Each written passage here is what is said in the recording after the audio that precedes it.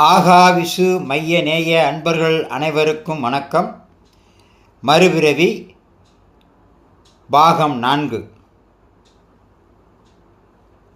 அம்பாளோட அருள் பார்வையால் கோபம் தெளிந்து மீண்டும் ஈஸ்வரன் சாந்த ஸ்வரூபியானார். இதனால் அம்பாள் வேதாந்த நாயகி அப்படிங்கிற பேரோடு இங்கே அழைக்கப்படுகிறார். இந்த தருணத்தில் நாரதர் அங்கு வந்தார். ஈஸ்வரா, நீங்கள் சனி பகவானை இரண்டாக கிழித்த பாவம் உங்களை பிடித்து கொண்டது. இனிமேல் நீங்கள் விஸ்வரூபம் எடுக்க இயலாது. எனவே நீங்கள் 12 ஜோதிர்லிங்கங்களை ஒரு சேர தரிசித்தால்தான் அந்த பாவம் நீங்கும் என்று நாரதர் கூறினார். உடனே ஈஸ்வரன் 12 ஜோதிர்லிங்க பரமேஸ்வரர்களையும் இத்திருத்தலத்திற்கு வரவழைத்தார். இதனை கண்ட நாரதர், இவர்களில் ஒருவர் இங்கு வந்தாலும் எத்தகைய பாவங்களும் சாபங்களும் தோஷங்களும் நீங்கிவிடும். அப்படி இருக்க 12 பேரும் வந்து இறங்கியதால் இது மிக அதிசயமான சேத்திரம் என்று போற்றி புகழ்ந்தார்.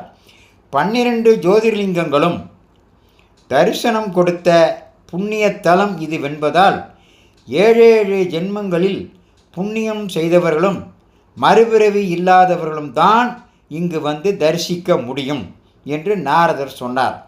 அதில் ஒரு ஜோதிர்லிங்கமான காசி விஸ்வநாதர் விசாலாட்சியுடன் இங்கேயே தங்கிவிட்டார். அந்த சந்நிதி மகா மண்டபத்தில் தென்கிழக்கு மூலையில் உள்ளது. இத்தல இறைவனின் மகிமையை அறிந்த அகத்திய மாமுனிவர் ஸ்ரீ விஸ்வநாத சுவாமியை தரிசிக்க வந்தார். அகத்தியர் வருவதை அறிந்த சிவபெருமான் அகத்தியருக்கு மறுபிறவி உண்டு என்பதால் அவரை அங்கு வராமல் தடுக்க எண்ணினார். அதனால் மகரந்த மகரிஷியை அழைத்து அகத்தியரின் வருகையை தடுக்குமாறு கூறினார். இறைவனின் கட்டளையை ஏற்ற மகரந்த மகரிஷி அகத்தியர் மேற்கொண்டு நடக்க முடியாமல் மகரந்த பூக்களாக மாறி வழியை அடைத்துவிட்டார். வழிமறித்த மகரந்த மலர்களை ஞான திருஷ்டியில் பார்த்த அகத்தியர் அந்த மலர்களில் மகரந்த மகரிஷி இருப்பதை அறிந்து, மகரிஷியே, நான் சுவாமியை தரிசிக்க செல்ல வேண்டும், வழி விடுங்கள் என்றார்.